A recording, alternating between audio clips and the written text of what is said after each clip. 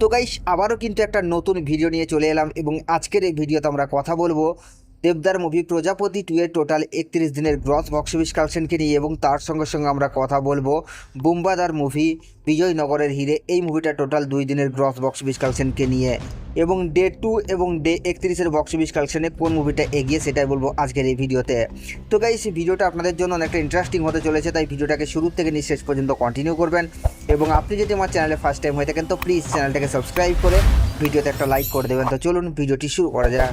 তো guys first আমরা যে মুভিটাকে নিয়ে কথা বলবো সেটা হচ্ছে দেবদার মুভি প্রজাপতি 2কে নিয়ে। তো প্রজাপতি 2 তো ইতিমধ্যেই বাংলার বক্স অফিসে এখনও পর্যন্ত ঝড় তুলে রেখেছে, তাছাড়া মুভিটা অলরেডি তার 31 দিন কমপ্লিট করে ফেলেছে এবং এখনও পর্যন্ত মুভিটার কাছে যে হল প্লাস শো টাইম আছে এটা শুধুমাত্র বাংলার বক্স অফিস কিং বাংলার মেগাস্টার বলেই সম্ভব, না হলে হয়তো অন্য কোনো মুভি হলে এখন হারিয়ে যেত, কারণ রিসেন্টলি টাইমে অনেকগুলো Hindi plus Bangla movie release করেছে, সেই ভিড়ে কিন্তু টিকতেই পারতো না। তো সেখান থেকে দাঁড়িয়ে আমরা যদি দেখি প্রজাপতি কিন্তু এখনও পর্যন্ত মারাত্মক লেভেলের রেসপন্স নিয়ে আসছে, তাছাড়া ফ্যামিলি অডিয়েন্স তো মুভিটাকে ব্যাপক হারে ভালোবাসা দিচ্ছে, যার কারণে কিন্তু মুভিটার এই সাফল্য।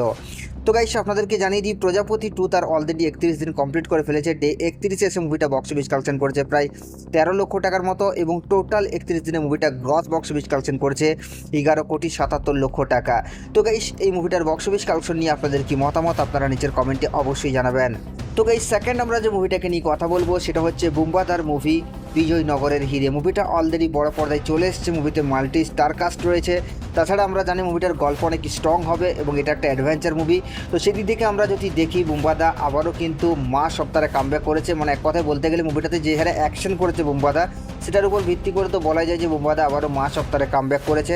তো আপনাদেরকে আমি জানি যে মুভিটার রেসপন্স কিন্তু মারাত্মক লেভেলের, দর্শক ভালো রিভিউ দিচ্ছে, ভালো রিয়াকশান দিচ্ছে এবং খাস করে যেটাকে নিয়ে প্রশংসা হচ্ছে সেটা হচ্ছে যে প্রসেনজিৎ এবং চিরঞ্জিত জুটি আবারও কিন্তু বড় পর্দায় কামব্যাক করেছে এবং অনেক দিন পর কয়েক বছর পর কিন্তু আবারও এই জুটি কামব্যাক করেছে। তো সেখান থেকে আশা করা যাচ্ছে যে মুভিটা কি লং টাইম পর্যন্ত রানিং করতে পারবে কি পারবে না সেই প্রশ্নটা তো থেকেই যায়।